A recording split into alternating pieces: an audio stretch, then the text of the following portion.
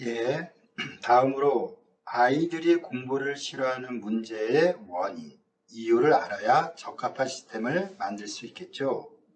그럼 어머님들, 아이가 공부를 하기 싫어하는 진짜 이유는 뭘까요? 오른쪽 1번 표를 보시죠. 많은 어머님들께서 교과 내용을 이해하지 못해서라고 생각하시지만 사실은 그렇지 않습니다.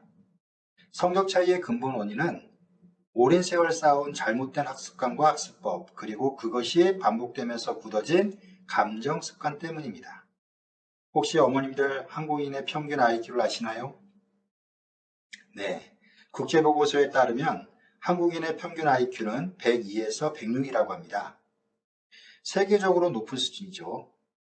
다시 말해서 우리 아이들이 공부를 싫어하거나 못하는 이유는 머리 탓이 절대 아니라는 겁니다. 올바른 학습관과 학습법만 꾸준히 지속했다면 평균 IQ를 지닌 학생들 대부분이 교과 시험에서 80점, 수능에서 3등급 이상을 받아야 정상입니다. 따라서 성적 차이는 지능 문제가 아니라 후천적인 학습 태도와 감정관리 능력에 따른 결과라고 할 수 있습니다. 여기서 감정관리 능력은 짜증난다, 미룬다와 같은 주관적인 감정 통제력을 말하고요. 이로써 그냥 안 한다, 즉 공부를 포기해버린다라는 것이 곧 습관으로 굳어진 학습 태도죠. 그래서 교육심리학에서도 학습 부짐의 핵심을 지능이 아니라 학습과 관련한 동기나 습관 등에 따른 감정선의 관리라고 주장합니다. 그렇다면 상위권, 중위권, 하위권 학생들의 감정선은 어떻게 다를까요? 오른쪽 2번의 내용을 천천히 한번 읽어보시기 바랍니다.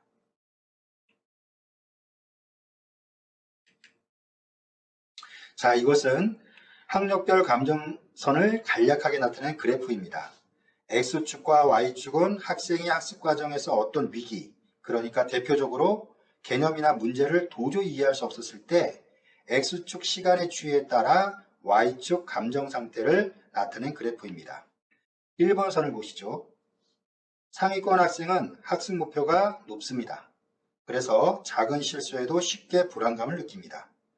그리고 곧 어떤 지식을 모르는 것에 대해 이건 머리 나쁜 내 탓이야. 성적 떨어지면 어떡하지? 라는 자책감으로 이어지죠. 하지만 이 학생의 경우 내재적인 학습 효능감, 즉 학습 자신감이나 자존감, 도전의식이 매우 높기 때문에 자신감을 재도전의 실천 의지로 바로 전환합니다.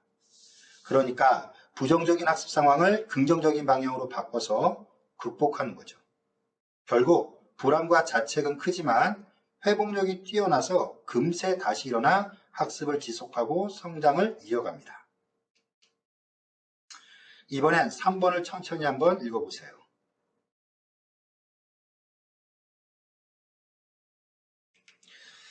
이번 선을 보시죠. 중위권 학생들의 감정성 변화입니다. 중위권 학생들은 나름 열심히 공부하는 스타일입니다. 하지만 노력에 비해 만족할 만한 학습 성과를 얻지 못하죠. 그래서 대체로 짜증이 잦습니다. 반복되는 좌절감으로 짜증이 길어지면 곧 무기력으로 바뀌고 결국 주어진 학습 시간이나 숙제를 다 했다라는 식의 형식적인 학습 태도가 굳어집니다. 또한 성과와 노력이 일치하지 않기 때문에 학습 동력도 갈수록 현저하게 떨어집니다. 그리고 결국 자기주도적 학습력을 상실한 채 부모님의 잔소리와 같은 외적 동기에 의존하기 시작합니다. 다시 말해서 부모님이 공부 좀 해라 라고 할 때만 형식적으로 학습하는 흉내를 내는 거죠. 따라서 이러한 학생에게 큰 성적 변화를 기대하기는 어렵습니다. 오히려 시험 난이도에 따라 성적이 큰 폭으로 오르내릴 겁니다. 그럼 하위권 학생의 감정선은 어떨까요? 4번을 읽어보세요.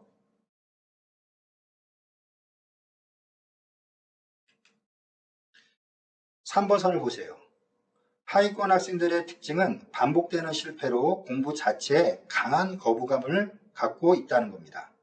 그리고 공부 좀 해 라는 조언을 자기 삶에 대한 간섭이나 잔소리로 이해하기 때문에 히스테리에 가까운 강한 짜증감을 발산합니다.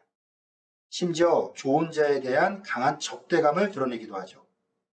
그래서 내 성적이 좋지 않은 이유는 선생님 때문이야, 또는 엄마 때문이야, 제대로 공부할 수 없는 환경 때문이야, 도대체 살아가는데 공부가 왜 필요한 거지라며 학습 책임을 외부로 돌리거나 자기 합리화를 합니다. 그런데 문제는 이런 태도가 누적되면 결국 나는 뭘 해도 안 돼 라는 포기로 이어진다는 겁니다. 이것이 심각한 문제죠. 왜냐하면 공부 외에 어떤 일에도 자기 가능성을 스스로 닫아버리고 실천 의지를 잃어버리는 단계로 접어들기 때문입니다. 따라서 이러한 학생의 경우 단기간에 성적을 올리기가 쉽지 않습니다. 특별한 학습 동기를 체험하기 전까지는 성적이 거의 정체 상태에 있을 수밖에 없는 겁니다. 자, 어떠세요? 학력별 감정 성향이 성적과 매우 밀접한 연관성을 지닌다는 점을 이해하셨나요? 이 때문에 학생들의 감정선에 따라 지도 방식도 달라져야 하는 겁니다. 그래프 오른쪽을 보십시오. 상위권 학생들은 불안감을 조절하는 힘을 키우고 도전의식과 탐구욕을 고취할 수 있는 고난도 응용사고력 중심의 학습을 반복적으로 제공해야 합니다. 그래야 보다 큰 성취감을 얻을 수 있습니다.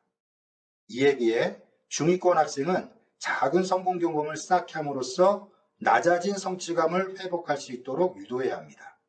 그리고 잘못된 과목별 학습법을 개선하고 취약한 개념과 문형을 중심으로 집중적인 학습을 할 때 성적이 오릅니다.